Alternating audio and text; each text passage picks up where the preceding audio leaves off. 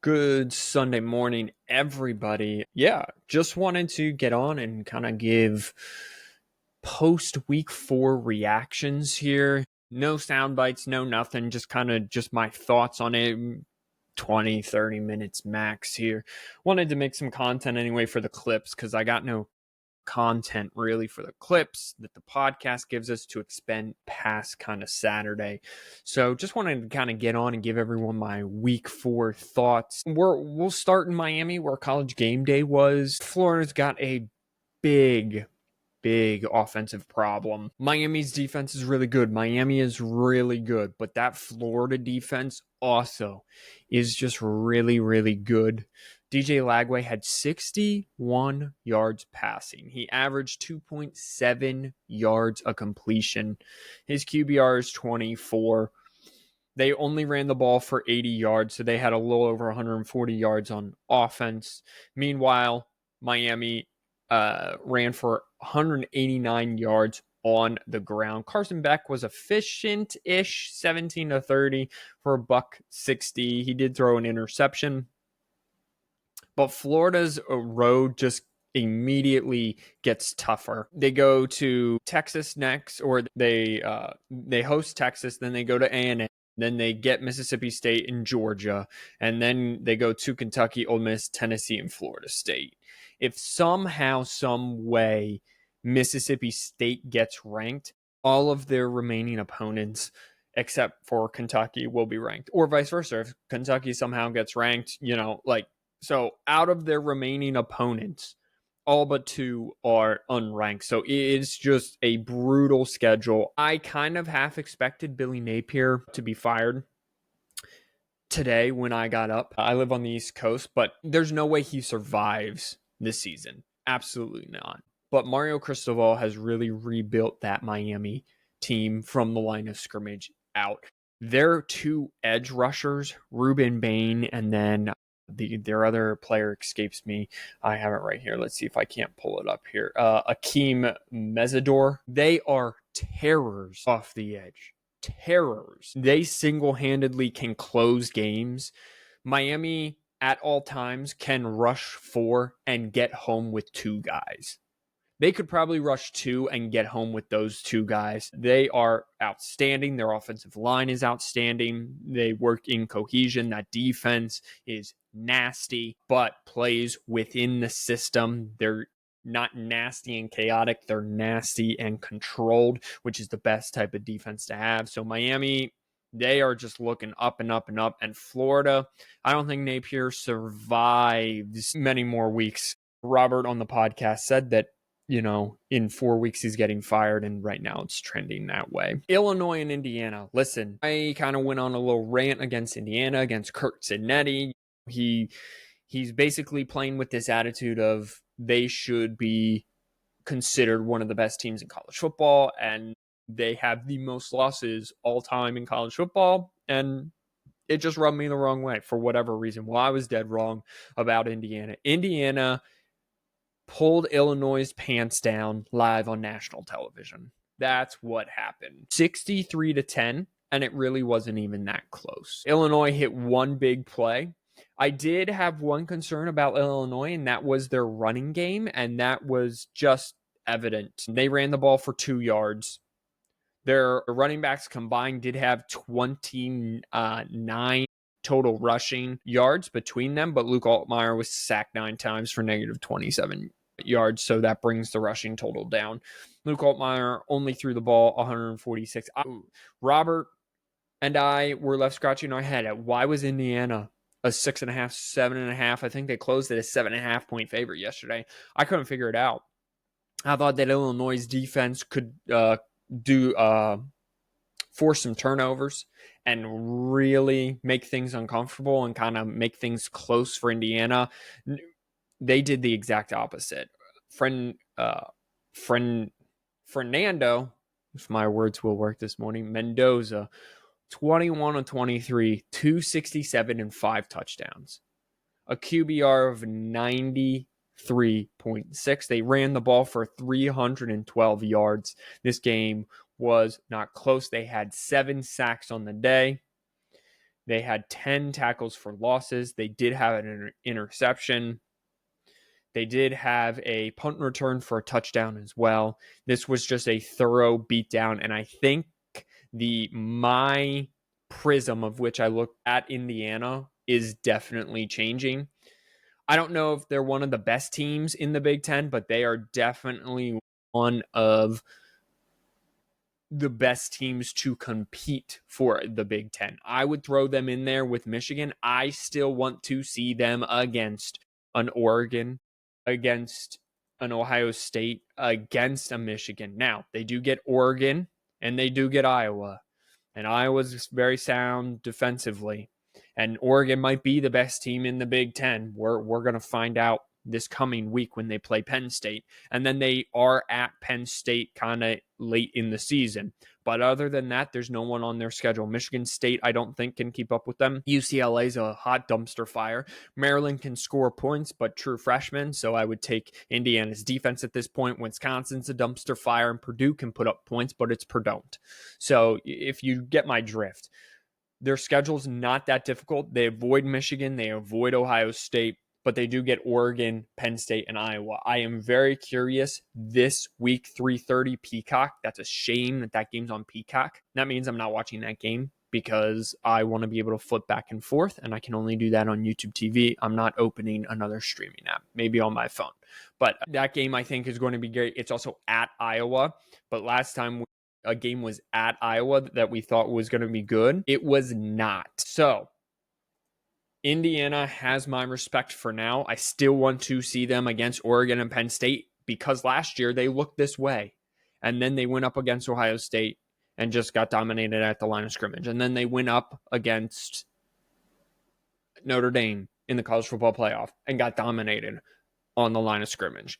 When they played Michigan, Michigan kind of held their own and dominated them on the line of scrimmage. And that was a very close win. So this game was not even close. Indiana has my respect. I still want to see them play a big dog, and I'm not sure. And I thought Illinois was a big dog. Not anymore. Illinois should be unranked after that performance. Oklahoma and Auburn, the 27-17. I know a lot of people are going to have problems with the officiating in this game. If I'm going to be honest, I got to see highlights and I got to see commercial break game watching. This game was on the same time as the Michigan-Nebraska game. Get to that in just a second. Auburn held their own. I do believe that they covered the game. They did not. It closed at 6.5. So Oklahoma, did cover the 6.5, but it felt a lot closer than that. Auburn actually came all the way back and took a lead 16-17 late in the fourth quarter. Oklahoma got a cheap touchdown that the SEC has come out this morning and said should not have been a touchdown. Satania was leaving the field and acting like he was leaving the field, never left the field. So he kind of like hid right by the sidelines, was left wide open. That should have been an unsportsmanlike on Oklahoma. The SEC did come out today and say that. So without that, Auburn upsets Oklahoma on the road. Jackson Arnold played a great game against his former team. 21-30, 220, and a touchdown. QBR 72. Auburn's rushing attack, though, is what I'm most disappointed in. With that offense, with Hugh Freeze and how the season started, they were a running football team, and they ran for 67 yards. Now, Oklahoma did set a program record with 10 sacks, so that does have a lot to do with those rushing statistics because it looks like Jackson Arnold rushed 20 times for negative 11 yards, but 10 of those came on sacks. So Jackson Arnold's longest rush was 15 yards. Meanwhile, Oklahoma still cannot run the ball with running backs at all. John Mateer again was the leading rusher. 10 carries, 29 yards, 2.9 yards a carry. John Mateer had a good game all around, won them the game, had the drive at the end of the game. 24-36, 271, and a touchdown, QBR of 66. But Oklahoma, to survive this SEC schedule, is going to have to find a running game with running backs. Against Michigan, they could not run the ball with anyone other than John Mateer. I'm going back to the Temple game, and they did have a 100-yard rusher, but Mateer, again, was the second leading rusher with 63 yards. Even in that first week against Illinois State, their running game was not impressive at all. So they get a bye week, then they get Kent State, and then they get the Red River rivalry with Texas, South Carolina, Ole Miss, Tennessee, Alabama, Missouri, LSU. Right now, everyone but South Carolina is ranked. So I talked about how tough Florida's schedule was. Oklahoma's is just as tough, and they're going to have to find a running game with a circle of running backs, one running back, anybody. It cannot be John Mateer because I don't think he survives the rest of that SEC schedule, especially Texas, Tennessee, and Ole Miss. Those are the defenses that I'm looking at that really kind of are like, that's a tough one not to have a running game, because you need to be able to control the line of scrimmage in those games, because the offenses, Texas, give or take here, depending on how Arch is feeling this week or that week, those are offenses that can kind of punish you for not capitalizing on your chances on offense. So they're going to have to find someone to be able to run that football and take pressure off John Mateer. On the other side, Auburn, I think they can compete for an SEC, kind of be there late in November and compete.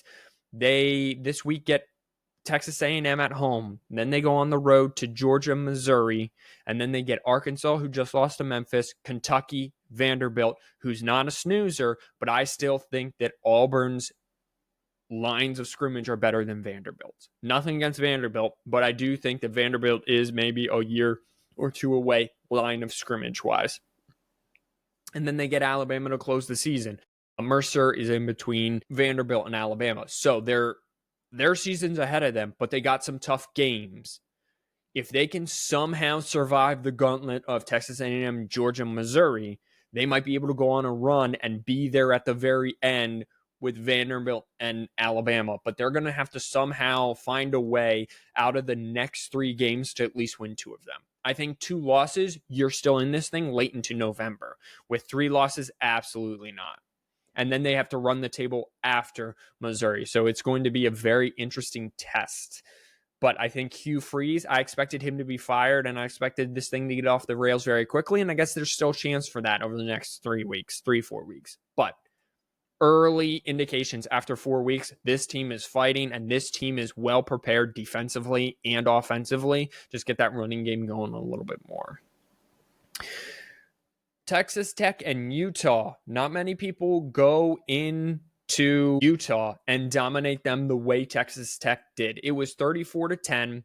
Texas Tech did score 24 points in the fourth quarter, but listen, it wasn't even like it was close. It was 10-13 start of fourth quarter there when Texas Tech's backup quarterback came in, but it wasn't that close. Utah wasn't doing anything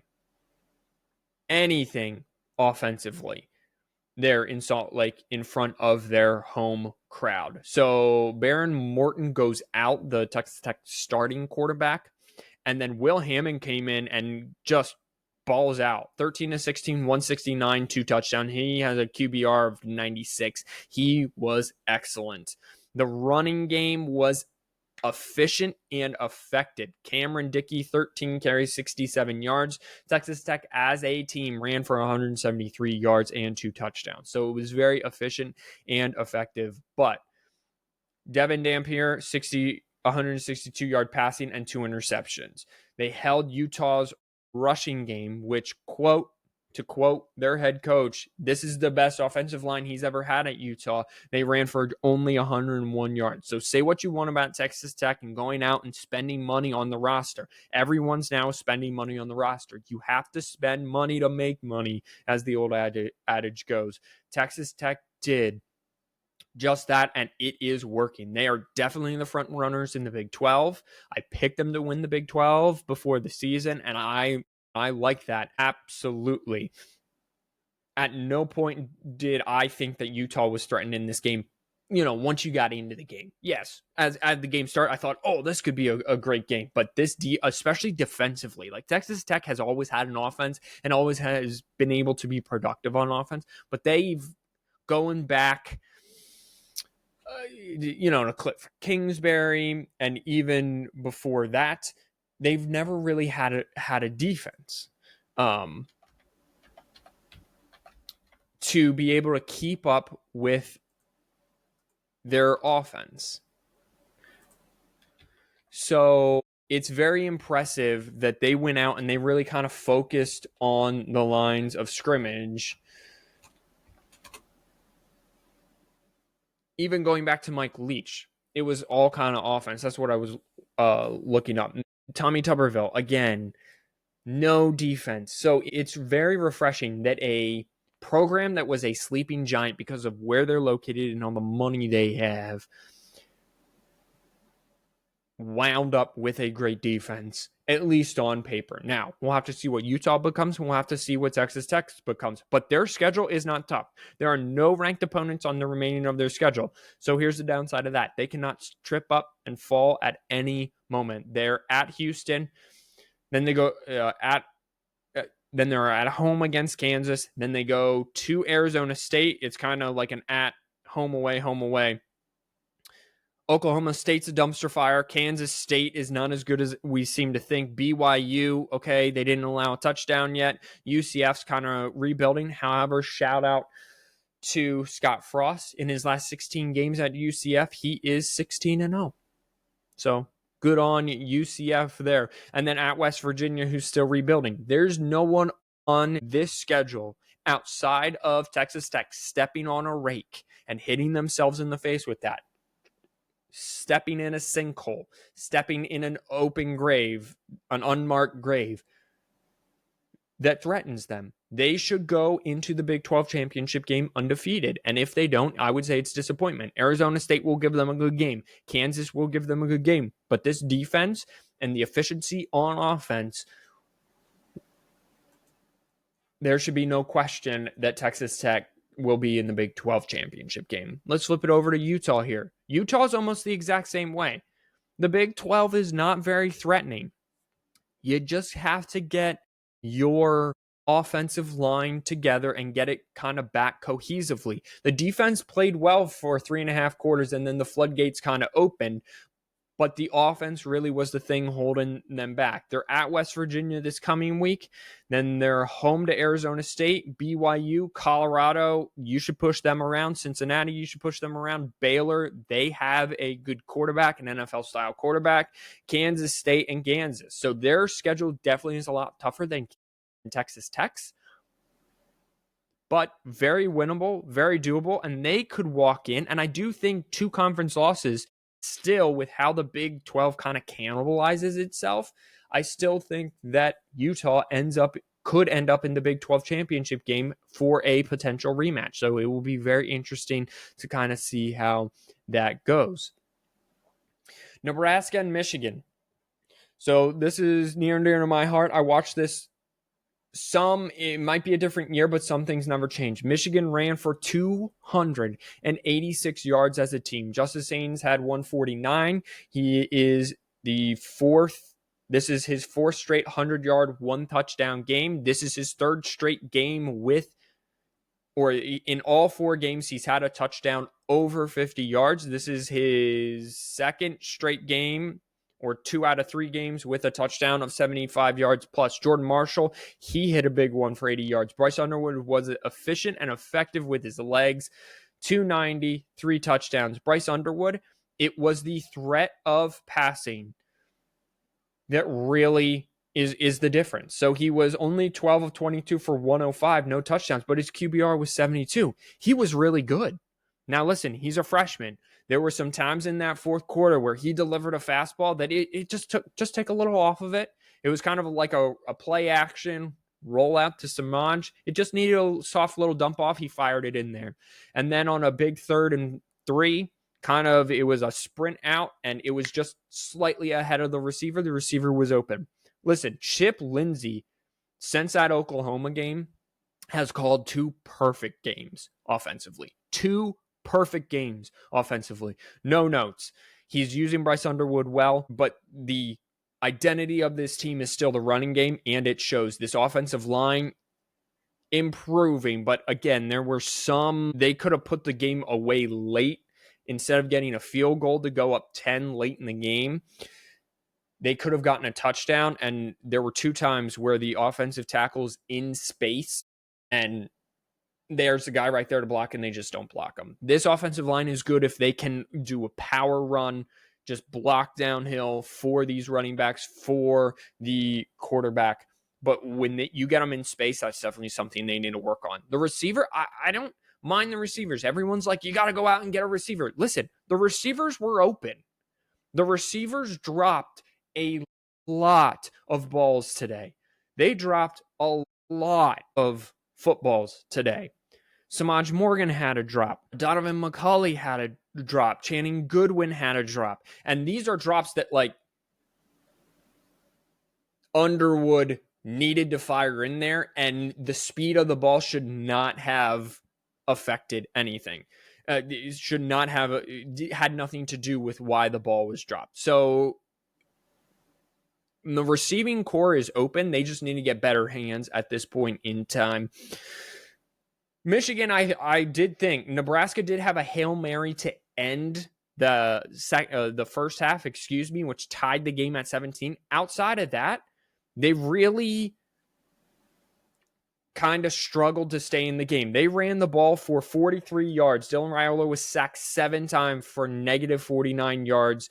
Emmett Johnson did rush for 3.4 yards to carry, 19 times, 65 yards, but they had 43 yards rushing. This Michigan defensive line, and they just rotate edges and defensive. They are the heart and soul of this Michigan's team. The secondary is what I'm really worried about. Rod Moore came back today.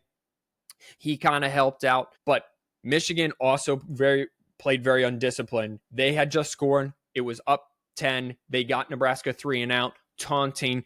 Michigan taunted Nebraska sideline, gave them the first down. So we just kind of played like a very young team, I'll say, because Michigan, I really did felt like at points in this game, Michigan should be blowing out Nebraska. It was a 10-point lead, 2 different occasions that could have been stretched further, but Michigan's kind of self-inflicted wounds, sometimes penalties kind of shot them in the foot. Like, there was a wide open pass, Samaj on a double pass to Donovan McCulley. Donovan McCulley, just kept drifting back, and he should have just stood there and stopped. So there were a lot. Bryce Underwood had a slot fade to Channing Goodwin. He dropped that. So, but Chip Lindsey, perfect play call. Nebraska did march down, but after the first 2 drives, they really didn't do much, and they really didn't do anything in the second half. They did have a long drive in the fourth quarter that got them 3, and then they had a long drive, or kind of a medium drive there in the fourth quarter to get them a quick touchdown.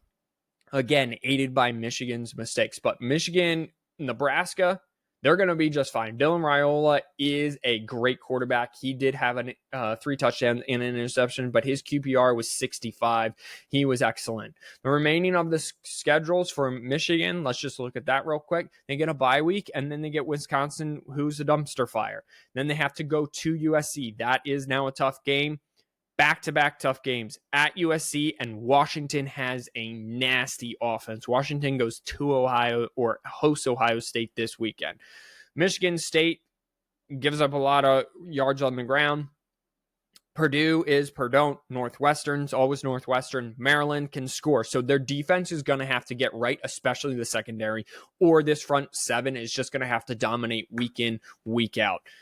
They finally figured out the linebacker position. So I think Michigan is poised. If they clean things up on both sides of the ball, they can be there in late November. Let's look at Nebraska. I think Nebraska is very similar. Nebraska can be there. Their schedule isn't too bad. Michigan State, Maryland, Minnesota, Northwestern, all very winnable games. UCLA is after USC, who they do get at home. They do have to go to Penn State, and then they close the season with Iowa. all very winnable games, especially with how Penn State's offense playing. That is at Penn State. USC apparently is having a resurgent season and has figured things out offensively a little bit and maybe even a little bit defensively. I still want to see USC up against a Big Ten team that can push them around.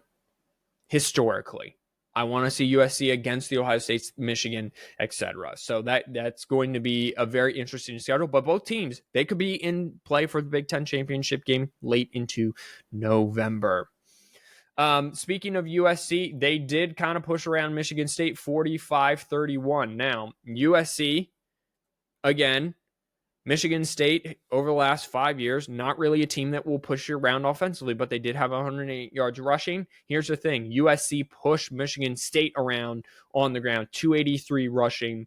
Jaden Mayava had 234, 20 of 26, 3 touchdowns, no interceptions. This game, there were points where it was close, but it really wasn't. USC really wasn't even threatened at any point. At no point in time was the score closer than 14, except when it was 7-10 in the first quarter. So I think USC is a dangerous team, but I don't necessarily trust them. Michigan State is kind of the same way. Aiden Childs, he was okay. He was 12 of 21 for 212 and 3 touchdowns. You know, they did run the ball for 108 yards, but they're going to have to figure out their rushing defense a little bit. Big Ten is full of a lot of sleepers. I mean, you can say that about any conference, but the Michigan and Nebraska, you can't fall asleep at any point kind of heading down the stretch. Something's wrong with Clemson, and I don't think it's the fact that they don't use the transfer portal. I think it's the coaching. I think it's the coordinators right now. He just doesn't have the coordinator right, and he being Dabo Swinney. He just does not have the coordinators right. Tom Allen was supposed to come in and fix the defense. Nope. Gave up 34 points today against Syracuse. Garrett Riley, 3 years ago, they hired Garrett Riley because they wanted the offense to be a little more open after DJ Uiagalelei failed experiment there. Nope, hasn't really done that. I mean, Cade Klubnik was 37 of 60 for 363, 3 touchdowns and an interception. But here's the problem. I mean, Adam Randall did run for 130 yards, but at no point was this game, did this feel like the Clemson Tigers could dominate the line of scrimmage. They have to get back to be able to dominating on the line of scrimmage. They let Syracuse do a surprise onside kick. You can never let that happen.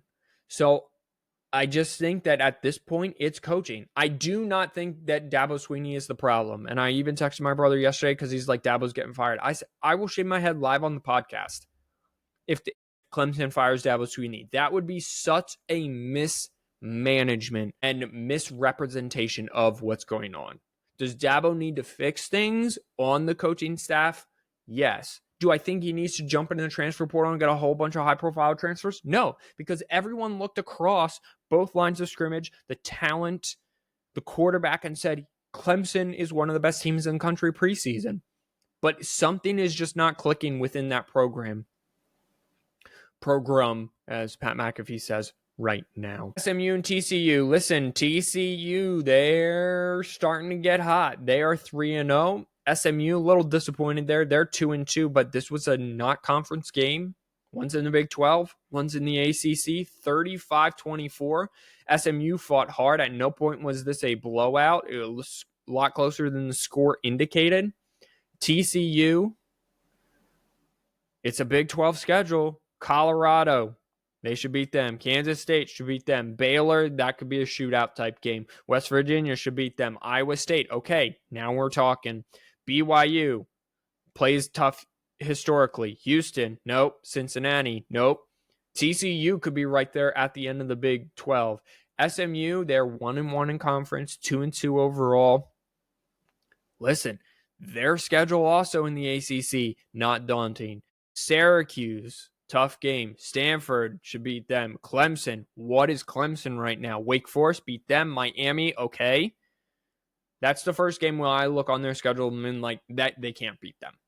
And then Boston College can absolutely beat them. Louisville, absolutely. And California, absolutely. So this is going to be a very interesting kind of race in all the conferences, but SMU is not out of this whatsoever. Okay, that will kind of do it. I'm at 30 minutes. I said I didn't want to do any more than 30 minutes. Thank you, everyone, for being here. Just kind of my take on week 4. We'll do a full podcast episode to kind of review things more and then preview week 5. So make sure you check that out and listen to that. Iowa got a big win against Rutgers on Friday night. I do want to mention that. Oh, and Oklahoma State, Mike Gundy is going to be fired. I'm just letting you know. Oklahoma State lost to Tulsa Friday night as well. He will be fired here shortly. I'm actually surprised they didn't fire him this weekend, but that is also coming. Let's see if I can't predict when they will fire him. If it's not this week, when they lose to Baylor, that's when they'll do it. Like Baylor this coming weekend, I think Baylor just absolutely routs them. So, all right, everybody. We will see you later. Thank you for listening. Bye-bye.